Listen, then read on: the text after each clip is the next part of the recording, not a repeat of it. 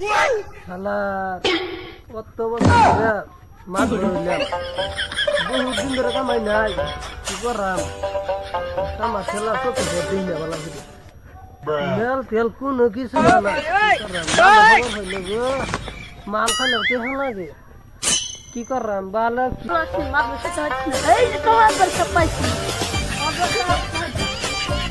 কত বছর কি হয়েছে? মালা টোলা দিতে অনেক কি ধরা পড়ছে না, কি করলো? বিচার করলো নাই আপনার টিহা দিচ্ছি দেখি টিহা তোমার ডাক এই শালা